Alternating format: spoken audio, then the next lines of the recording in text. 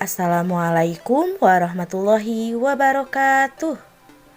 Perkenalkan, nama saya Risha Agustiani, mahasiswi Fakultas Keguruan dan Ilmu Pendidikan, Program Studi Pendidikan Guru Sekolah Dasar. Di sini, saya akan mempresentasikan materi mengenai perkembangan pendidikan sekolah dasar. A. Konsep pendidikan. Pendidikan merupakan salah satu indikator utama pembangunan dan kualitas sumber daya manusia, sehingga kualitas sumber daya manusia sangat tergantung dari kualitas pendidikan. Pendidikan merupakan bidang yang sangat penting dan strategis dalam pembangunan nasional, karena merupakan salah satu penentu kemajuan suatu bangsa. Pendidikan bahkan merupakan sarana paling efektif untuk meningkatkan kualitas hidup dan derajat kesejahteraan masyarakat, serta yang dapat mengantarkan bangsa mencapai kemakmuran. Menurut Undang-Undang Sisdiknas Nomor 20 Tahun 2003, pendidikan adalah usaha sadar dan terencana untuk mewujudkan suasana belajar dan proses pembelajaran agar peserta didik secara aktif mengembangkan potensi dirinya untuk memiliki kekuatan spiritual keagamaan, pengendalian diri, kepribadian, kecerdasan, akhlak mulia, serta keterampilan yang diperlukan dirinya dan masyarakat. Ki Hajar Dewantara sebagai Bapak Pendidikan Nasional Indonesia mengatakan pendidikan tersebut adalah merupakan tuntutan di dalam hidup tumbuhnya anak-anak. Adapun maksud dari pendidikan yaitu menuntun segala kodrat yang ada pada anak-anak tersebut agar mereka dapat mencapai keselamatan dan kebahagiaan. B. Konsep pendidikan sekolah dasar. Sekolah dasar atau SD merupakan jenjang paling dasar pada pendidikan formal di Indonesia. Sekolah dasar ditempuh dalam waktu 6 tahun, mulai dari kelas 1 sampai kelas 6. Dalam Undang-Undang Sistem Pendidikan Nasional, Undang-Undang Nomor 20 Tahun 2001, Pasal 17 mendefinisikan pendidikan dasar sebagai berikut. Yang pertama, pendidikan dasar merupakan jenjang pendidikan yang melandasi jenjang pendidikan menengah. Kedua, pendidikan dasar berbentuk sekolah dasar atau SD dan madrasah ibtidaiyah atau MI atau bentuk lain yang sederajat, serta sekolah menengah pertama atau SMP dan madrasah sanawiyah atau MTS atau bentuk lain yang sederajat. Pendidikan di sekolah dasar merupakan pendidikan untuk anak berusia 7 tahun sampai dengan 12 tahun sebagai pendidikan di tingkat dasar, sebagaimana dinyatakan pada Undang-Undang Nomor 20 Tahun 2003 Pasal 6 Ayat 1 tentang Sistem Pendidikan Nasional yang berbunyi, warga negara yang berusia 7 tahun wajib mengikuti pendidikan dasar. Bahkan dalam pasal 34 ayat 1 dinyatakan bahwa setiap warga negara yang berusia 6 tahun dapat mengikuti program wajib belajar.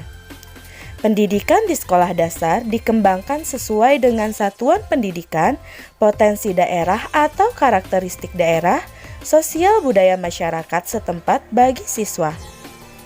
Pembelajaran yang dilakukan untuk anak sekolah dasar sangat memperhatikan kekhasan dan keunikan tersebut. Aspek-aspek perkembangan yang diperhatikan untuk menentukan pembelajaran sekurangnya meliputi: yang pertama, aspek fisik, yaitu pertumbuhan fisik yang mencakup kemampuan motorik atau gerakan, perseptual atau kemampuan melihat atau memandang, jenis kelamin atau seksual. Yang kedua, aspek intelektual, yaitu kemampuan berpikir termasuk juga kemampuan berbahasa. Yang ketiga, aspek emosi, yaitu kemampuan untuk mengenali dan mengekspresikan perasaan. Dan yang keempat, aspek sosial, yaitu kemampuan untuk menjalin hubungan atau interaksi dengan orang lain. C. Perkembangan pendidikan sekolah dasar.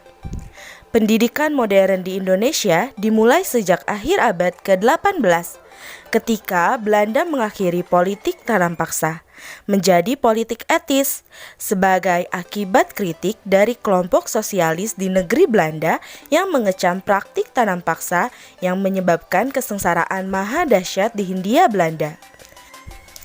Sejarah pendidikan di Indonesia modern dimulai dengan lahirnya Gerakan Budi Utomo di tahun 1908, Paguyuban Pasundan di tahun 1913, dan Taman Siswa di tahun 1922. Masa pra-kemerdekaan begitu banyak persoalan yang menerpa dunia pendidikan di Indonesia. Pendidikan pada saat itu masih dipengaruhi oleh kolonialisme. Alhasil, bangsa ini dididik untuk mengabdi kepada penjajah atau setelah pasca kemerdekaan adalah untuk kepentingan para penguasa pada saat itu. Karena pada saat penjajah, semua bentuk pendidikan dipusatkan untuk membantu dan mendukung kepentingan penjajah. Pendidikan di zaman penjajah adalah pendidikan yang menjadikan penduduk Indonesia bertekuk lutut di bawah kolonialis. Bangsa ini tidak diberikan ruang yang lebar guna membaca dan mengamati banyak realitas pahit kemiskinan yang sedemikian membumi di bumi Indonesia. Dalam pendidikan penjajah, pendidikan bagi bangsa ini bertujuan menghilangkan konsep berbangsa yang sejatinya memiliki keinginan untuk merdeka. Konsep ideal pendidikan masa penjajahan adalah pendidikan yang mampu mencetak para pekerja yang dapat dipekerjakan oleh penjajah pula, bukan lagi untuk memanusiakan manusia, sebagaimana dengan konsep pendidikan yang ideal. Tujuan pendidikan masa penjajahan tidak terarah pada pembentukan dan pendidikan orang muda untuk mengabdi pada bangsa dan tanah airnya sendiri. Akan tetapi dipakai untuk menanamkan nilai-nilai dan norma-norma masyarakat penjajah agar dapat ditransfer oleh penduduk pribumi dan menggiring penduduk pribumi menjadi budak dari pemerintahan kolonial.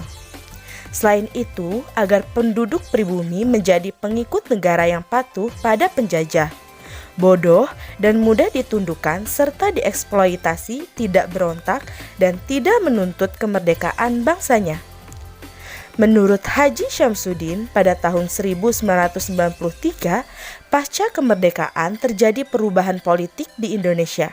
Antara tahun 1945 sampai 1950, masa peralihan yang menyebabkan terjadinya kesulitan baik di bidang sosial ekonomi, politik, maupun pendidikan. Dalam kenyataannya, meluluh lantakan pondasi pendidikan yang sebelumnya dibangun di era kolonial. Terjadi shock syndrome setelah kemerdekaan. Era Presiden Soeharto terjadi perbaikan yang menyeluruh di bidang pendidikan, terutama diakibatkan karena adanya ledakan permintaan minyak bumi. Indonesia yang saat itu merupakan pengekspor minyak bumi melakukan beberapa cara cerdas berinvestasi dalam membangun sumber daya manusia. Salah satu program pemerintahan era Orde Baru adalah peningkatan jumlah sekolah melalui sekolah impres. Sekolah ini memiliki sumbangan signifikan terhadap pengentasan buta aksara di Indonesia, khususnya di pedesaan karena program ini menyasar terhadap sekolah di tingkat desa. Sekolah dasar saat ini juga telah mengalami perbaikan dan peningkatan di segala aspek dengan adanya peningkatan mutu di sekolah dasar. Terdapat 8 indikator mutu di sekolah dasar yang dikembangkan dari indikator sarana prasarana, kompetensi lulusan, hingga penilaian. Dukungan dana juga ditambahkan dengan adanya dana BOS yang membantu sekolah mengelola keuangan secara swakelola tiap tahun tiap anak sebanyak Rp800.000. Hal ini memungkinkan sekolah tidak memungut biaya bulanan pada siswa. Hal ini jelas tidak pernah terbayangkan sebelumnya. Di tingkat lingkungan sekolah juga terdapat perbaikan kesejahteraan guru dengan adanya dana sertifikasi guru yang tujuannya untuk mensubsidi guru dalam mengembangkan keilmuan dan terus belajar. Adanya peran komite sekolah yang dahulu hanya formalitas merupakan hal baru dan membantu proses kegiatan belajar mengajar maupun non-pengajaran di kelas. Komite berperan bersama sekolah menyusun sistem manajemen berbasis sekolah dengan tujuan agar sekolah mampu bersaing di era globalisasi, namun tetap mempertahankan nilai-nilai budaya lokal yang terus tumbuh. D. Tujuan pendidikan sekolah dasar. Tujuan pendidikan nasional sesuai dengan TAP MPRS nomor 26/MPRS/1966 tentang agama, pendidikan, dan kebudayaan, maka dirumuskan bahwa tujuan pendidikan adalah untuk membentuk manusia Pancasila sejati berdasarkan pembukaan Undang-Undang Dasar 1945. Selanjutnya, dalam Undang-Undang Nomor 2 Tahun 1989 ditegaskan lagi bahwa pendidikan nasional bertujuan untuk mencerdaskan kehidupan bangsa dan mengembangkan manusia Indonesia seutuhnya, yaitu manusia yang beriman dan bertakwa terhadap Tuhan Yang Maha Esa dan berbudi pekerti luhur, memiliki pengetahuan dan keterampilan, kesehatan jasmani dan rohani, berkepribadian yang mantap dan mandiri, serta rasa tanggung jawab kemasyarakatan dan kebangsaan. Sama halnya dengan tujuan pendidikan nasional, tujuan tingkat pendidikan satuan dasar adalah meletakkan dasar kecerdasan, pengetahuan, kepribadian, akhlak mulia, serta keterampilan untuk hidup mandiri dan mengikuti pendidikan lebih lanjut. Untuk mencapai tujuan pendidikan tingkat satuan pendidikan dasar, dituntut peran guru dalam proses pembelajaran agar siswa memiliki keseimbangan antara kognitif, afektif, dan psikomotorik. E. Fungsi dan peranan pendidikan sekolah dasar. Fungsi dan peranan sekolah diatur dalam Undang-Undang Nomor 20 Tahun 2003 tentang Sistem Pendidikan Nasional pada Pasal 13 Ayat 1. Disebutkan bahwa jalur pendidikan terdiri atas pendidikan formal, non-formal, dan informal yang dapat saling melengkapi. Peranan sekolah sebagai lembaga yang membantu lingkungan keluarga, maka sekolah bertugas mendidik dan mengajar serta memperbaiki dan memperhalus tingkah laku anak didik yang dibawa dari keluarganya.